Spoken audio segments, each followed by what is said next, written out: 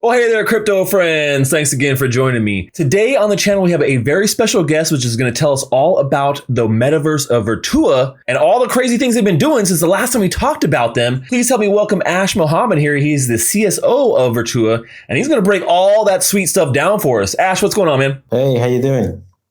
Doing it, hanging out, as always, this is kind of the metaverse. When people talk about the metaverse and like, what is that definition? Like, we're kind of doing it now. This is the beginning. Yeah, I think so. I think this is the third place, right? I always say that, I think with the pandemic, everything changed. We got used to hanging out with each other without being together. So yeah, the world's changing, man. It's changing, man. It's changing. And, Virtua is one of those companies that I feel really is kind of, they understand the pulse of what's going on with the cross between entertainment and NFTs. And that's where I feel like you guys have always kind of set in that crux, For those that aren't familiar, maybe they will know you by a slightly different name, right? Of Terra Virtua, right? So that was how you guys started off.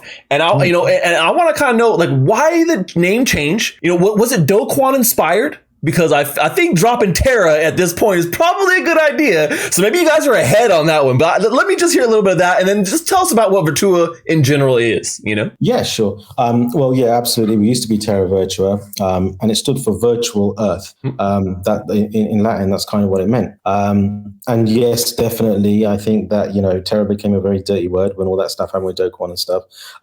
But we were evolving anyway as a brand. We've always, like you said, we've always wanted to be much more consumer facing. We very much believe is how this technology is going to mainstream, and to be mainstream, you got to be punchy, you got to be short. So we had the opportunity just to go to Virtua, and we thought that really summed us up. I always say that the metaverse, is that third place, and virtual and physical both combine now to become the real world. Everyone says, are you in the real world or the virtual world? But really, I think the real world is a combination of what's physical and what's virtual now.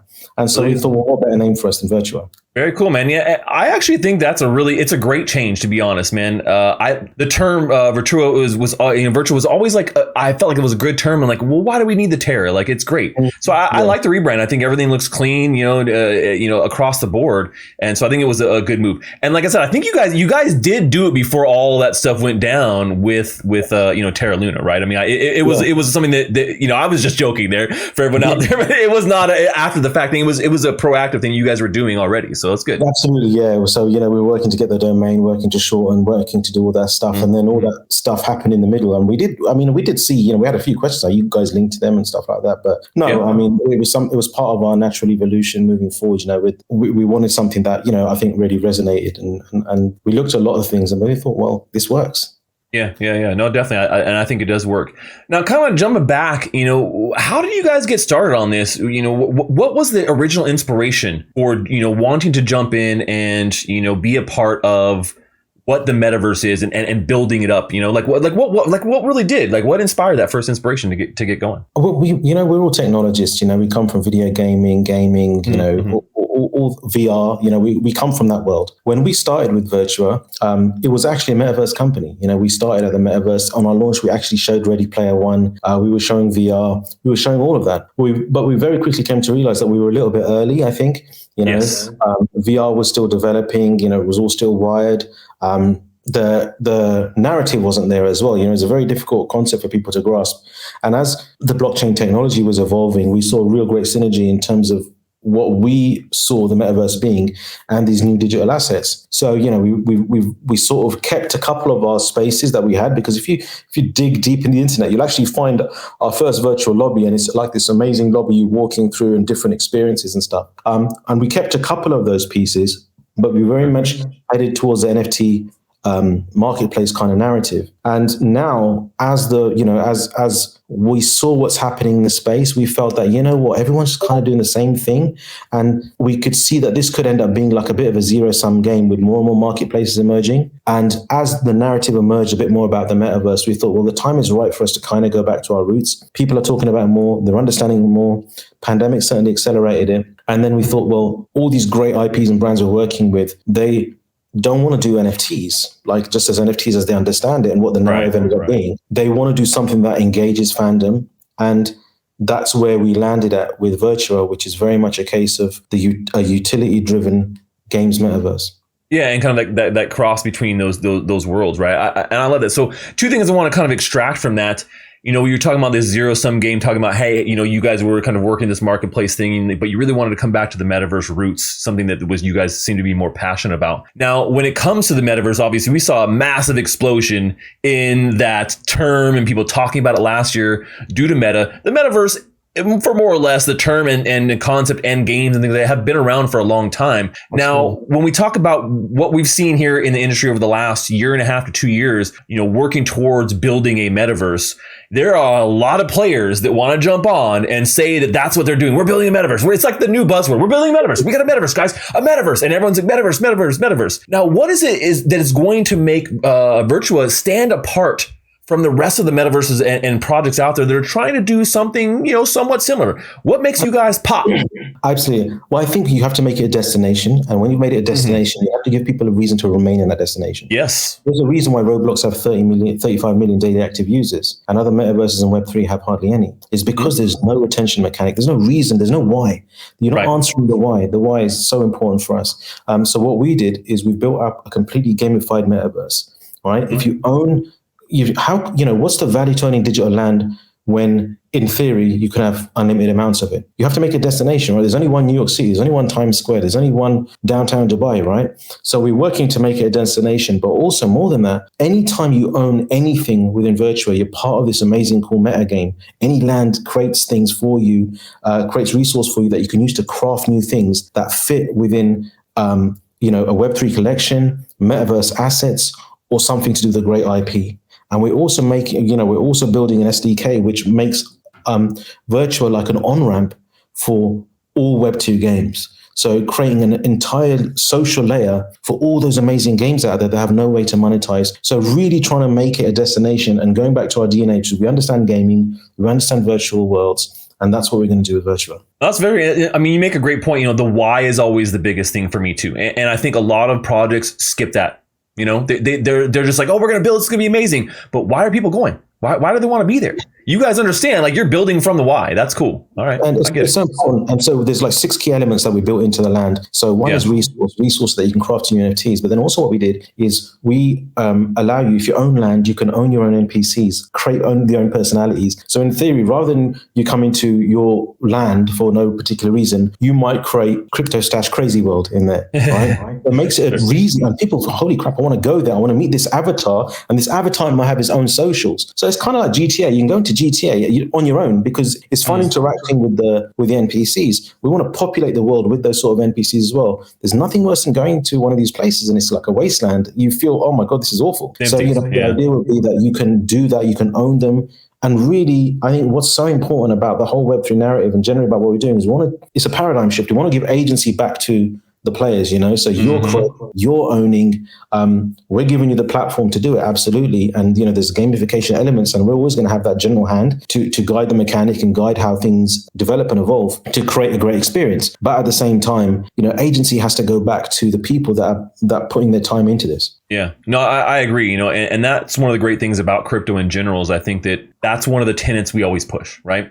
Being your own bank, it's the same thing. You're taking control versus giving control over to somebody else and they dictate the terms. You know what I'm saying? And I think that's a cornerstone. So I'm glad that you guys are pushing from that side. So you've been talking a lot about land here, right? You were saying land, metaverse. What you guys are really doing is you're getting ready to launch the first sales here for Virtua Prime. So tell us a little about that and who do you feel like it should be getting in on this first round? So tell us a little about this island here, about Virtua Island and what we're doing. Yeah, so Virtua Prime is the first planet, right? And it's the first planet in the Virtua Metaverse. And it has different islands on it. The first island we already did, it was called Cardano Island. It was a great success. We took a lot of learnings from it. Oh, yeah. And something we did with the Cardano community. One thing we saw that really excited us from it is we saw new communities emerging that we had no idea.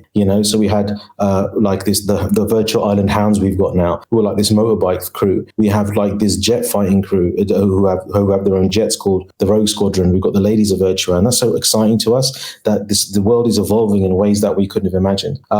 And we took a lot of learnings from that. And that's the first time. But now what we're doing, we're launching Virtua Island. And what Virtua Island is, it's the first time on Virtua Prime that brings together all our learnings into a really, really exciting destination. And Virtua Island is going to be divided into lots of different zones linked to the great IPs we're working with. So we're going to have something for motorsport with Shelby, something sports with a Premier League player, something music. But what we wanted to do is, one thing about a lot of the metaverses out there, it's all like, oh, it's a virtual city. We're going to duplicate New York. We're going to do this. We're going to do that. Mm-hmm. And we thought, well, where's the fun at? So we wanted to go back to some of our gaming roots. So the first zone is actually the Monster Zone, right? The Monster Zone is like, this menagerie of amazing creatures. Imagine you're living in Jurassic Park, but it's not just dinosaurs that are there. Right. So that's the first zone that we're rolling out in Virtua Prime. And it's got like land sales, obviously. So land is something that generates all those cool things that I was talking about. Resources. And then we have condos as well, which give people a really a lower price entry point into a digital world, something that we're delivering on browser, but also we're doing it on our iOS app. So for the first time, someone who's like not a Web3 native,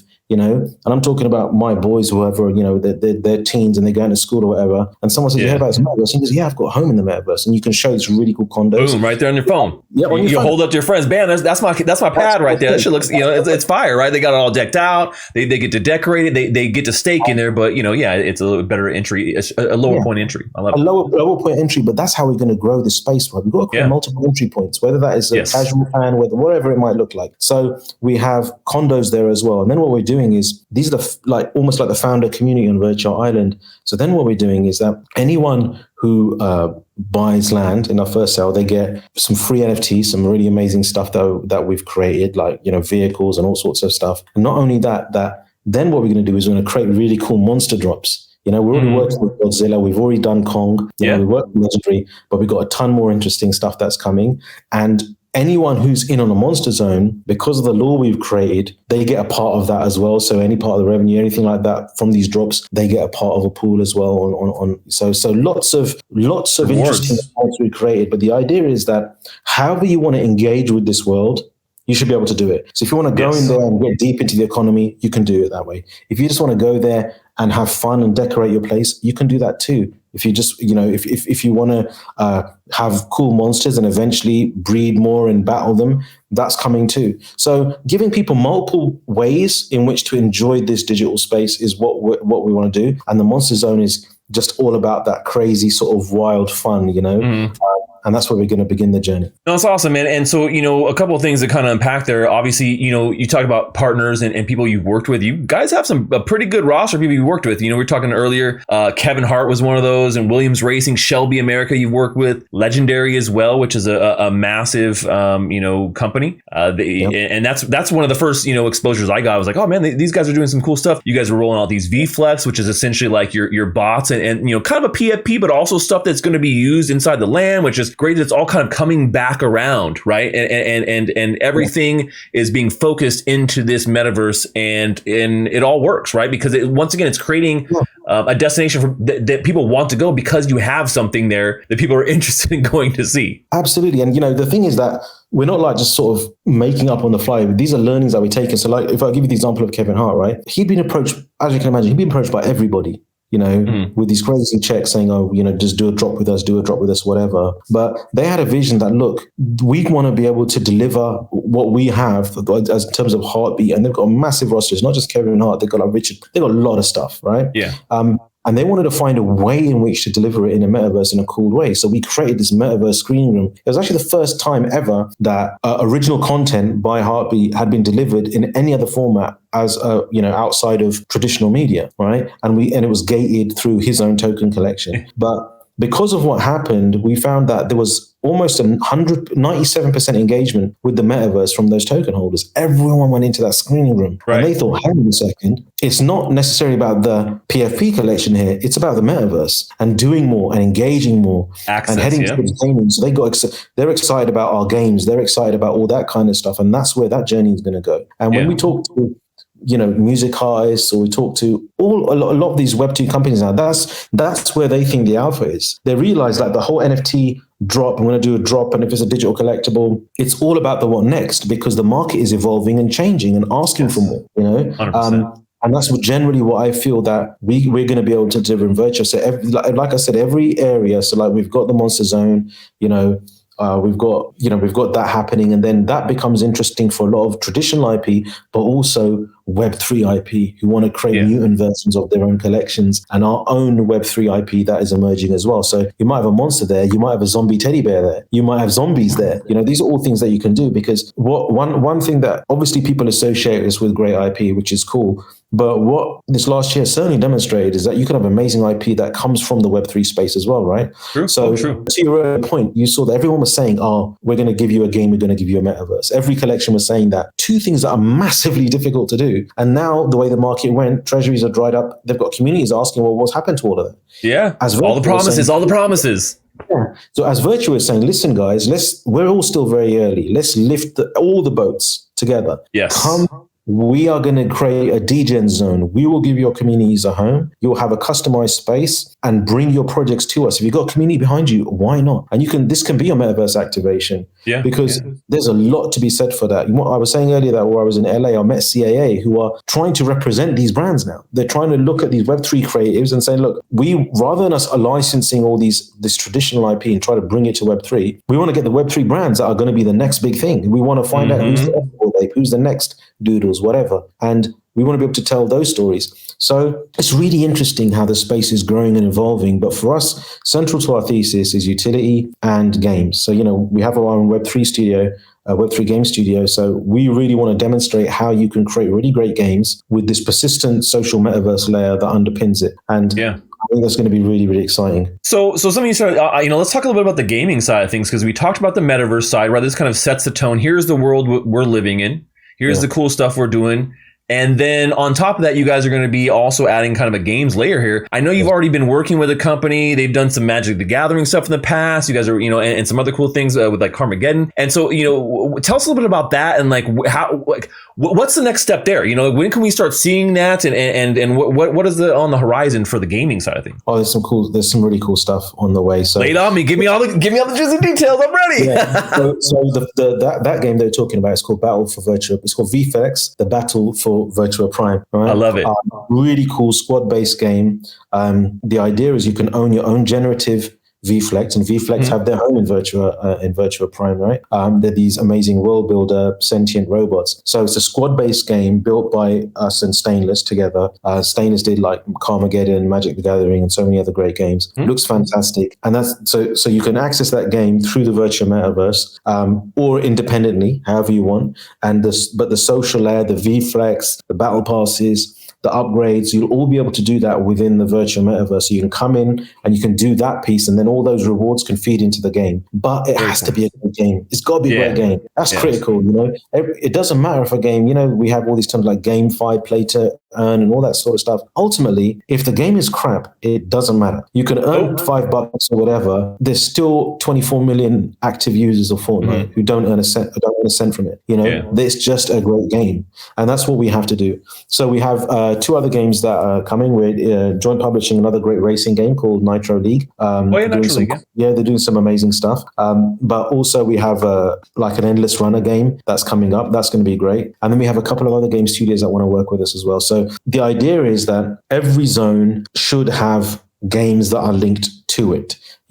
So not only do you come in for the world and do all that stuff, but then there's all these games that are interfacing. The idea is that decentralized leaderboards, decentralized player profiles, assets moving between these games into the metaverse layer to the game layer. Yes. Think of it almost like an on-ramp for Web2 games, but with this, imagine Steam with a persistent social layer underneath it, Yeah. I mean, they kind of have that, but it sucks, Like they have a kind of a social layer, but it's not good. It's not good. Yeah. It's lame. It's very dated. Yeah. So this is like underpinned by this really cool metaverse layer. So I can, and then, the fun part would be we'll allow almost like remix version of those games to be deployed for different communities. So like the Endless Runner, you could have a concept where that's a competitive Endless Runner. One of the runners is a Bored Ape.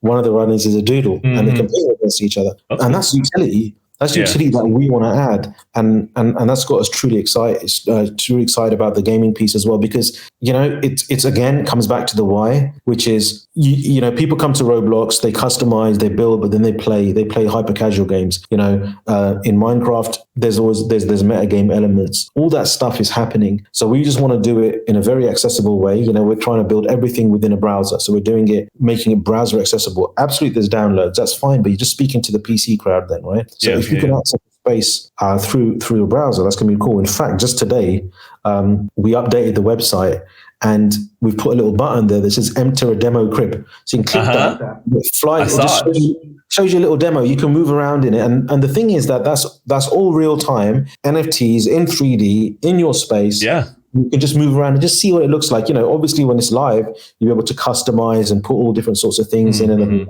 but it gives you a feel. Yeah, but it gives you an idea, because I see things that go out there and they get a ton of noise. They make a ton of noise, but there's not a lot of substance. And we criticize for the opposite thing, that we building away with our heads down and we don't talk about it enough. And people say, get out there, man. Stop talking about this shit. That's why we're doing it right now. That's why we're having you here right here on the channel, because you guys are doing some great stuff. And you're right, it's been a little under radar. Yeah. So I think Gerard yelled at me last year or early part of this year. He said, "Why aren't you out there more?" I said, "Well, I'm building." He said, "Get out there." So I've been on AMAs and just kind of talking and sharing my thoughts about where I think the space is headed, and then more. So, for us, it'll be the journey. So I might go to a microsite or my app and I've downloaded a digital Shelby Cobra, right? I've got the Cobra now. So the Cobra I can take to my virtual space. I can put my driveway. I can show it off. It might be a one of one. It's cool. I can then, if I want, drive it around the outside spaces when they come, or I can take that same car and race it in a racing game. And then when I'm done, I can trade it if I want. Yeah. So an end-to-end journey that you're creating with something, I think is going to be really, really important and powerful. 100%. And that needs to happen. So that's the way our minds are thinking. I know Jawad just put the whole new expected roadmap out. So there's a ton to do, ton to build, but we're really, really excited about this first step. Yeah, I mean, I think that you guys are definitely pushing ahead. We talk about bear market building, you guys are out there doing it. And, speaking of roadmap and just kind of, as we wrap up here, looking ahead, the next thing is the monster sale here. So can you give us like some hard details on the Monster Zone, NFT sale, when that's going to be, all those things, so we know and everyone's ready to jump in there? Yeah, so it's going to be on the 12th of December. It's going to be broken up into different mint windows. So we have all these different mint windows. So on the Tuesday, it's going to be for like the early investors. It's going to be for our Virtua OGs, and then the different windows are going to begin to open up every day. Every day there's going to be different things that are opening up, and cool. In and across staged, absolutely, and in and across all the different sizes as well, because the land plots come in different sizes. So we have like small land plots, we have our mediums and larges, and each one gives different sorts of resources and all sorts of stuff. We even have what we call this time a gigaplot. A gigaplot allows you to build your own tower and sell your own. Yeah, that's cool. I like that concept. That was one of the things I saw when I was looking at the different land things, and I was like, that's actually a pretty interesting one, man, because that's something I've not seen any other project do where, when you talk about utility, like that's a pretty cool thing, man. You have your own tower, you can lease it out to other people. They can be, you can get friends in there and you can create a community through that. And that's, I think, a great thing for like what you talk about, some of these communities coming in to a metaverse, having their own spot. Think about having like a CyberKong's tower, and it's like their thing decked out, and all their members, have cool thing, like their own apartment in there, and they all decked it out CyberKong stuff. So there's a lot of cool things that you could do with that beyond just, hey, I own a bunch of land. Oh, definitely. And then we got a bunch of different price points. We're coming in at low prices. So the prices are very, very reasonable. You can go to island.virtua.com to see them. Also, what we're doing for the first time, and we're really excited about this, is you can buy using TVK. So using TVK, you can do the purchasing. And not only that, if you use TVK, you get a 10% discount. So we're giving people a discount if they use TVK. So, really want to bring more utility to TVK, something we're quite excited about. And then, like I said, lots of tiers. So, tier 1 is going to be all of our the people that are staked with Virtua, the Prestige members and the Virtua VIPs. Then the next window is going to open up, and that's going to be for all of our partner projects that have gone out there, people who own our GVK collection, and anyone who's registered already on Virtua. And then the next window is for all of the whitelist. So the whitelist is is growing exponentially. But get involved, jump in on our Discord. We're so excited to have people as part of this world. I think, you know, and obviously I'm coming from a very biased perspective, but compared to so much of the offerings that are out there, I genuinely believe that we create value in many different ways, whether it's time, trade, enjoyment, monetary, whatever it looks like. I believe there's a lot of value that Virtua brings to the space, and owning Virtua Land will bring to the space, you know. So yeah, I mean, ultimately that's it. So just keep your eyes open, join us on the 12th, enjoy the week. You know, it's going to be lots of windows. Whenever we do these sales, it's a ton of fun.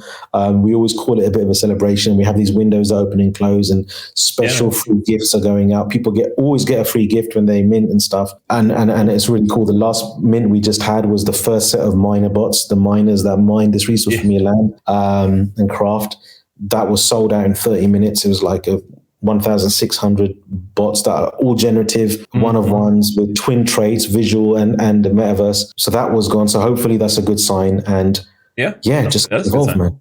Bear market, man. It's not easy to be selling assets, man, in a bear market. So, well, it's not easy. And I think we're here. We've been here since 2018. We believe in the space. We're not going anywhere. Well, hey, Ash, once again, thanks so much for joining us here and giving us the breakdown on Virtua and everything that you guys have going on and the upcoming sale, the Prime, the fact that you guys were Cardano Island, and all the cool things you've learned. I think that it's really great to hear that journey and the growing experience here. If you guys want to get in on this sale, jump in the Discord, start getting in the community, get in on one of those whitelists, and jump in on the monster sale and dive into the metaverse that they're building here, because I think that you're right. I think you guys are doing some pretty unique things that we have not seen from other metaverses. And I have when it comes to metaverses, man, I have dove into everyone out there, so I know what I'm talking about when I say that.